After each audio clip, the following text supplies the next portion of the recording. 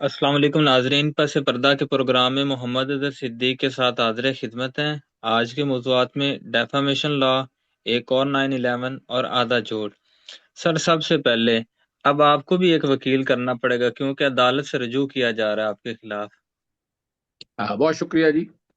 अ, आज 15 मार्च है और इतवार का दिन है। बड़ा मजा आया। आपने देखा कि आवाज बंद करने के लिए क्या क्या कार्रवाई की गई। पहले पीका का कानून लाया गया।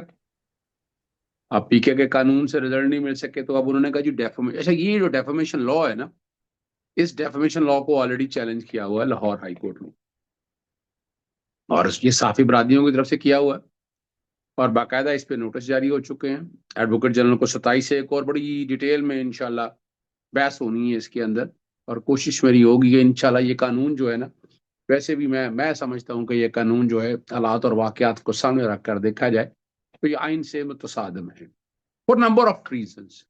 अगर इसको एक तरफ रखते हैं जरा, पहले तो जरा ये बड़ी मजेदार बात आपके सामने, हाँ एक जो खुशखबरी आपको दे खुशखबरी नहीं, खबर दे दें आपको कि गल्फ स्ट्रीट 500 जो है वो बाकायदा लाहौर उतर गया लोगों ने। और मैंने आपके सामने उस वक्त भी बताया था, मैं जब से गया हूं मैं इसमें इंटरेस्टेड नहीं, हनीमून गया या नहीं गया, मैं इन बातों में पढ़ना नहीं चाहता। मेरा सवाल बड़ा सीधा सा है। और 5 मरासले जो हैं वो आज बाकायदा हुकूमती एजेंसी के किसी बंदे ने मुझसे मंगवाए तो मैंने भेज दिए उनको। अब बात बड़ी सीधी सी है कि करना क्या है, इस पे आ जाए मैदान में। मैदान भी खुला है, हम भी मौजूद हैं, लड़ाई भी होगी इस समय। भाई अब तो बातें खुल के करनी होगी, इंफॉर्मेशन पूरी देनी होगी, आगाही पूरी देनी होगी, बताना ये होगा। और वो अब जो लोग हैं यानी उसके कांटेक्ट से हवाले से पहले वो बड़ी एक ट्वीट अच्छी की और सवाल मुझे जरा अच्छे लगे उनके, तो मैं इसलिए वो सवाल चाहूंगा कि कौम के साथ शेयर भी किया जाए, कि जिसपे बहुत अच्छे ट्विटर पे सवाल उन्होंने उठाए हैं और बड़े मजेदार है। और वो हालात और वाकयात को अगर देखा जाए ना, वो कह रहे हैं जी ओपन सोर्स के साथ जो है ना ये सारी बात को सामने रख के बताते हैं कि एविएशन रिकॉर्ड के मुताबिक N144S जो है सीरियल नंबर 72022 की आईसी यानी 12 माह वाली इंस्पेक्शन फरवरी 2025 में मुकम्मल हो चुकी। आमतौर पर किसकी शेड्यूल्ड टेक्निकल इंस्पेक्शन 12 माह या तकरीबन 500 से जायद फ्लाइट आवर्स के बाद होती है। अगर कोई त्यारा सिर्फ तकरीबन 70 दिन से इस्तेमाल में हो तो उसका अचानक किसी बड़ी बैरून मुल्क कॉन्ट्रैक्ट इंस्पेक्शन के लिए जाना मंतकी तौर पर सवाल पैदा करता है। आमतौर पर किसी दूसरी वजह दलील दी जा रही है, किसी त्यारे को महज तकनीकी इंस्पेक्शन के लिए तकरीबन 6,000 किलोमीटर दूर नहीं भेजा जाता, खासतौर पर जब करीब और निस्बतन सस्ते सस्ते मेंटेनेंस हब जैसे दुबई या सिंगापुर। ये हकीकत है, हमारे कई दोस्त अहबाब हैं जो मेरे जानने वाले हैं वो यही करते हैं। ज्यादातर बड़े तकनीकी मुआयने बेस मेंटेनेंस मराकज पर होते हैं। म्याना एयरपोर्ट बुनियादी तौर पर लाइन मेंटेनेंस की सहूलत फराहम करता है, जहां अमूमन हल्के नौयत के काम जैसे टायर तब्दील करना या प्री फ्लाइट मामूल चेक वगैरह की जाती है। तीसरी दलील जो उन्होंने दी है कि दस्तियाब फ्लाइट ट्रैकिंग डाटा के मुताबिक NS 144 गुजश्ता 5 दिन से तकरीबन वो 48.126 नॉटिकल माइल और 16.5 के ना के मुकाम पर खड़ा। अभी जरा जरा समझना, ये लोकेशन वियना एयरपोर्ट के VIT टर्मिनल वेस्ट के करीब बनती है। ये इलाका खासतौर पर VIP मुसाफरों के लिए मुख्तस होता है। यहाँ अलहदा लाउंज है, इमिग्रेशन और कस्टम की सहूलत मौजूद होती है, जहां से अहम शख्सियात आम मुसाफरों की भीड़ और कमर्शियल टर्मिनल के तरीकाकार से लग रहती है। अगर जहाज वाकई तकनीकी मुआयने के लिए होता तो इस एयरपोर्ट के मेंटेनेंस या टेक्निकल जोन में होना चाहिए था, जो कार्गो और इंजीनियरिंग एरियाज के करीब वाक़ है। अब ये बड़े अहम सवाल हैं, 3 सवाल उठाए थे। सवाल है हम इसको नेगेटिव मत लेके जाएं, नेगेटिव लेने आने की कोई जरूरत नहीं है, नो नीड एट ऑल कि आप इसको नेगेटिव की तरफ लेकर जाएं। और अब सवाल यहाँ ये है, अब तरीका कार चले मैं बता देता हूँ। अब जो बातें की हैं मिसाल के तौर पर कुछ लोगों की तरफ से था हनीमून पे गए हैं, या और बहुत से सवाल आए थे, मरीम सफदर के हवाले से बात आई थी, लेकिन हमारे सवाल बड़े वादे थे। 5 मरासले लिखे हमने, 5 मरासले जो हैं वो लिखे हैं, जिसमें सारा डाटा, कब खरीदा, कैसे खरीदा, पैमरा के हवाले से बातें हैं, किससे खरीदा, अगर ये पंजाब एयर पंजाब का था तो ये पंजाब के नाम ट्रांसफर क्यों हुआ, या आज तक भी अमेरिका के किसी ट्रस्ट या जिस किसी के नाम भी है वो क्यों है, और इसको पाकिस्तान में क्यों नहीं, अगर एयर पंजाब में था तो और पाकिस्तान में फिर इसका टेंडरिंग कैसे हुई, थर्ड मैन कौन था, बीच में ब्रोकर कौन था, ये सारे सवाल आते हैं। फिर कितने घंटे चला, फिर कहाँ चला, फिर वो कमर्शियल फ्लाइट्स के वाले जो पायलट आपने अरेंज किए वो कौन है, किस तरह से सिलेक्शन हुई, बहुत से अनगिनत सवाल आते हैं जिनका जवाब नहीं है। तो अब तकरीबन मैंने मुकम्मल कर लिया वो सारा। अब मैं कोर्ट जा रहा हूँ इस सारे प्रोसेस को लेकर, सारी बातों को टेंडरिंग के हवाले से मैं पूछा इसीलिए ना बता सकें आप। कोई नहीं अब ये मुलाकात तो फिर अब अदालतों में तो हुई नहीं, यानी मैं हुकूमत पाकिस्तान और हुकूमत पंजाब के खिलाफ बहुत सी चीजें मैं अदालत में लेकर गया हूँ। तो ये भी एक मेरी कोशिश होगी कि मैं अदालत के अंदर ये मामला लेकर जाऊं और सारी चीजें सेटल डाउन करूं। सर, मरियम औरंगजेब की तरफ से ये कहा गया है कि जो इसके खिलाफ प्रोपोगंडा कर रहे हैं, जेट के खिलाफ, उनके खिलाफ डेफामेशन लॉ के तहत अदालतों में कार्रवाई करवाई जाएगी। अच्छा देखिए, वो पहले तो पीका करो नहीं आजकल अपने पीका करो भूल गया जाए ना, पीका ला के साथ पर्चे दर्ज कराए ना। अब डेफामेशन के तहत लॉ के, अब उसकी वजह बुनियादी तौर पर यह है कि इनके पास वजाहत नहीं है, एक्सप्लेनेशन नहीं। आर्टिकल 1919 से बड़ा क्लियर है। और ये पैसा, ये जहाज को इनका जाती होता तो बात और थी। ये तो हुकूमत पंजाब का जहाज कहा जा रहा है, इसीलिए पूछा जा रहा है।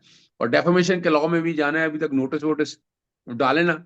और ये चंद सहाफियों के अगेंस्ट जिन्होंने खबरें की हैं और मुतबर सहाफी हैं, वो सवालात उठाए हैं। मैं तो उसको यूं कहता हूं कि सवालात उठाए हैं। उन सवालात पर डेफामेशन कैसे बनती है, और लॉ बड़ा क्लियर है डेफामेशन के। जब एक सहाफी सारे मामले को उठाता है तो उस पर कितने होने, और फिर बातें तो बहुत सी होंगी, बहुत से जिक्र अज़कार भी होगा, कोशिशें भी बहुत सी होंगी, लेकिन इसमें भी इनको मुंह की खानी पड़नी है। और मैंने पहले भी बता दिया कि जो डेफामेशन का ये कानून है, ये अंडर चैलेंज है ऑलरेडी, और कोर्टों के सामने मामला जो है वो जेर इल्तवा है। सर, एक बड़ी शख्सियत ने कहा है कि 9/11 की तर्ज पर एक और वाकया होने जा रहा है, शुनीद है उनके लिए। तो आपके पास क्या खबर है इस हवाले से? देखिए, एक बात तो हमें आप सबको समझनी है कि ईरान ने बैकफुट पे ले जाया गया अमेरिका को भी और इसराइल को भी। वो बड़ा आसान समझी बैठे थे, सॉफ्ट टारगेट समझी बैठे थे कि कोई मुसलमान मुल्क उसके साथ खड़ा नहीं होगा, उठेगा नहीं, और बड़े आराम से ईरान को खा जाएगा। अब ईरान तक जाने के बाद असल जो उनका है, वो आर्मेगेडोन ले लें या कल सलेमानी के ले लें, कि वो उसको ढूंढ रहे हैं। और उन्होंने ढूंढ लेना है, ये हमारे दीन के कॉन्टेक्स्ट से या बाकी चीजों के वाले से वो ढूंढ के वो वाला काम उन्होंने अपना कंप्लीट करना है। फिर वो पूरी दुनिया को फतह करने का इरादा रखते हैं, ये उनका एजेंडा है। तो यहाँ कोशिश करके वो जितनी भी कोशिश कर सकते थे वो अपने कहीं देख लिया, लेकिन ईरान खड़ा हो गया। और इसमें जो पेशेंगोइयां थी वो तारीखी तौर पर कुरान मजीद और सुन्ना में बहुत पहले आ चुकी है। आका दो जहां हुजूर नबी करीम सल्लल्लाहु अलैहि वसल्लम इस बात की शुनीद आज से नहीं, बहुत पहले, 450 साल पहले दे चुके हुए हैं। और हमें नजर भी आ रही है। और उसी चीज को सामने रखते हुए आपने देखा कि जो डोनाल्ड ट्रम्प है वो पादियों को बनाकर क्या बात कर रहा था। लेकिन ये भी याद रखना चाहिए, इसमें कोई शक नहीं, हज़रत ईसा अलैहिस्सलाम का ज़हूर होना है, आपने तशरीफ लाना है, लेकिन आप उम्मती के तौर पर आएंगे। मैं फिर बता रहा चलूं, आप आका दो जहां हजूर नबी करीम सल्लल्लाहु अलैहि वसल्लम की उम्मती के तौर पर आएंगे। नबी आखिरी ज़मां हजरत मोहम्मद मुस्तफ़ा सल्लल्लाहु अलैहि वसल्लम आपकी ज़ात है। सिलसिला नबूवत वहीं ख़त्म हो गया। और जो क्रिश्चियनिटी के हवाले से जो ये बातें हैं, अब हमारे पास तो बड़े क्लैरिटी के साथ चीज़ें मौजूद है, इसलिए हम जिक्र करते रहते हैं। अब समझ नहीं आ रही कि पूरी दुनिया में कैसे अपने आप को है। तो आपको याद होगा उस वक्त जब एक बहुत बड़ा अटैक करना था, जब सारे मामले को लेके चलना था, तो 9/11 का वाकया किया गया। और बाद में भी साबित हो गया कि उसमें किसी का कसूर नहीं था। वो जो लोग थे वो सारी चीजें बाद में समझ आ गई। तो अब इस तर्ज के ऊपर डॉक्टर अली कारियानी ने ये बात बड़ी वाज़ेह तौर पर कहा है। उन्होंने कहा एप्स्टीन की टीम के बाकी ईमानदार अरकान ने 9/11 जैसा एक वाकया रूनुमा करने और उसका इल्जाम ईरान पर लगाने की साजिश तैयार कर ली है। और ईरान जो है ना, वो ये भी क्लैरिटी दे दी है कि इस तरह के दहशत गर्दाना प्रोग्राम के सख्त खिलाफ है। पाकिस्तान भी खिलाफ है, पाकिस्तान ऐसा कोई काम नहीं किया। लेकिन उस पर इल्जाम आया, उस पर सारी बातें फिर तहकीक की, फिर करने वाले तहकीक भी करते हैं, बैकग्राउंड पे भी जाते हैं, हालात भी ढूंढते हैं, मामला भी जोड़ते हैं, और चीजों को फिर वहां लाकर रखते हैं कि जहां पर आप सब लोगों के लिए बड़ी मुश्किल हो जाती है। लेकिन एक हकीकत है। लेकिन ये जो बात कही है ये बड़ी खबरदार करने वाली बात है, ताकि हालात आपके सामने आ सके। लेकिन ये सच जो है ये छुपता नहीं है और बहुत जल्द सामने आ जाता है। और इस बात में मैं वजन समझ। सर सोहेल वड़ाइच का एक ताज़ा कॉलम है, उसमें उन्होंने ये बता मैंने दिया कि आपको पहले मजदूर भी को। कहा है, जैसे मैंने आपको पहले भी कहा, नाम लेने की जरूरत नहीं है, हर एक को पता है कि किसने कहा है। पहले अब नाम आपने ले दिया तो वो देखें, मैंने आपके सामने एक बात हमेशा बताई थी, ऐसा तुर जाना है दिन त्यागे ने थोड़े। पहले तो तारीफों के बुल बांध रहे थे, पता नहीं क्या क्या कुछ कर रहे थे, ये ऐसा हो गया वैसा हो गया, आसमान तारे तोड़कर ले आए, ये सारी कहानी यही बताया करते थे ना। आज क्या हो गया? अब वजह ये है कि ऐसा तुर जाना है दिन रह गए ने थोड़े, इस हुकूमत का टाइम अब तकरीबन पूरा हो चुका है, और बहुत सी बातें डॉक्टर मालिक ने बातें बड़ी वजाहत के साथ कही। तो वो उन्होंने बताया है कि पीटीआई को क्या कहा है, क्या किया जाए, किस तरह किया जाए।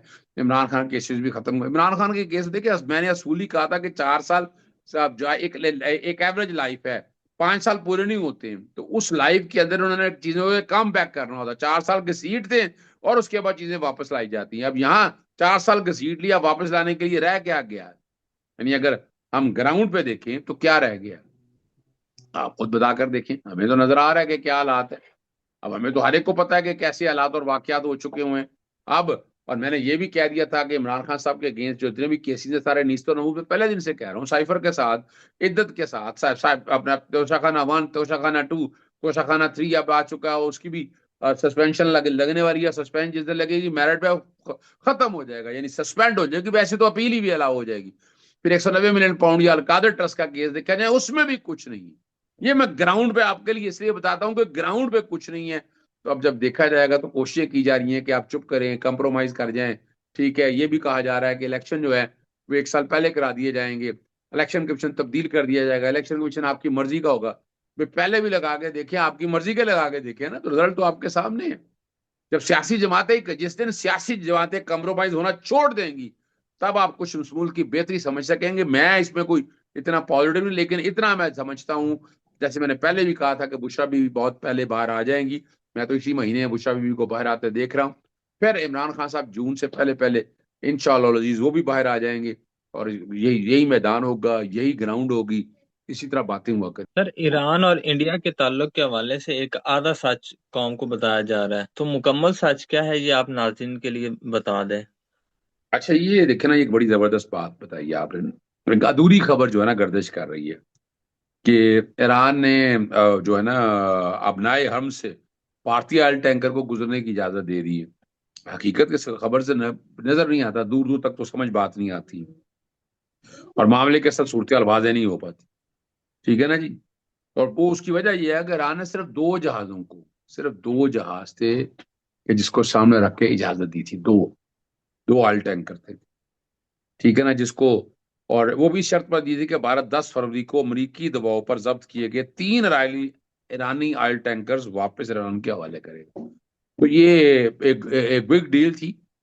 ये कहना कि इंडिया को कोई एडवांटेज दिया है, नहीं। वो अपना मौलाना तारक जमील की बड़ी जबरदस्त बात है कि समझे, ये किसी शिया और सुन्नी की लड़ाई नहीं है। वो मुसलमान समझते हैं ईरान को, इसलिए तो ईरान, असल तो मुसलमानों के अगेंस्ट लड़ाई है ना। ये शिया और सुन्नी की लड़ाई नहीं है। हम चीजों को किसी और तरफ लेके जाने की बात कर रहे हैं। ठीक है ना जी?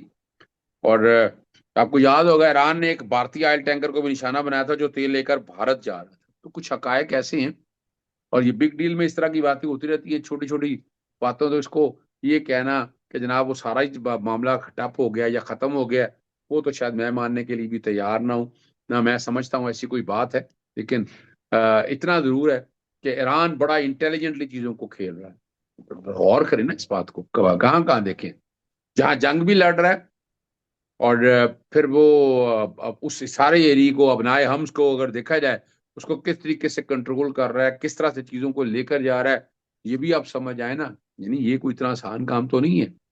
और ऑयल की मार्केट पर जिस तरह कब्जा कर लिया है ना, पेट्रो डॉलर के हवाले से जो बात हो रही है, इसीलिए पेट्रो यौन के हवाले से बात हो रही है कि आए इसको यौन में कन्वर्ट करें। और जिस दिन डॉलर की मार्केट गिर गई तो फिर हालात भी इनके हाथ से निकल जाएंगे। या अभी तो फिलहाल अमेरिका और इसराइल के हाथ से हालात तो निकले हुए हैं, ये तो जेहन में रख लीजिएगा। और और इंडिया के अंदर जो है ना, वो मुसलमानों को बार बार जगाया जा रहा है कि आप क्या हो रहा है, कैसे होना है। चीजें तो अब सबके सामने समझ आ जानी चाहिए कि हकायक, हालात, वाकयात किस सिमत की तरफ चल रहे हैं। और बज़ाहिर जो कोई निशानियां हैं, वो निशानियां जो बताई गई हैं, वो निशानियां नमूदार भी हो रही हैं, ज़हूर भी हो रही हैं, चीजें भी सामने आ रही हैं जी। सर सरफराज मरीम नवाज की तर्ज पर अब सरफराज बुगटी साहब भी सामने आ गए, तो क्या मशवरा देंगे उनका? वो अपना, अब देखे ना, पैसे खर्च हो रहे हैं, हालात नजर आ रहे हैं, तो सरफराज भुगती साहब भी मैदान में आ गए हैं। उसी तरह ये शक्लें दिखाना, तस्वीरें दिखाना, इस तरह की कुछ चीजें सुनने में आ रही हैं। तो सरफराज भुगती साहब का इसका मतलब, मैं तो यही समझ रहा हूँ कि सरफराज भुगती साहब शायद जाने वाले हैं। उनकी जगह भी कोई तब्दीली होकर कोई नया बंदा आने वाला है। सरफराज भुगती भी आ रहे को पता है कि किसके हवाले से था, कौन था, किस तरह था। वैसे तो मरियम के लिए भी हालात इतने अच्छे नहीं है, मैं बता चुका हूँ कि साउथ में हालात उनके लिए क्या मसाइल हैं। फिर अकाउंटेबिलिटी के हवाले से चीजें जिस दिन अकाउंटेबिलिटी के हवाले से चीजें खुली, तो फिर इनमें से बचेगा कोई। हमारे इस पैगाम के साथ हमें इजाजत दीजिए। हमारा चैनल सब्सक्राइब कीजिए, हमारा पैगाम अपने दोस्तों रिश्तेदारों तक शेयर कीजिए। अल्लाह हाफिज।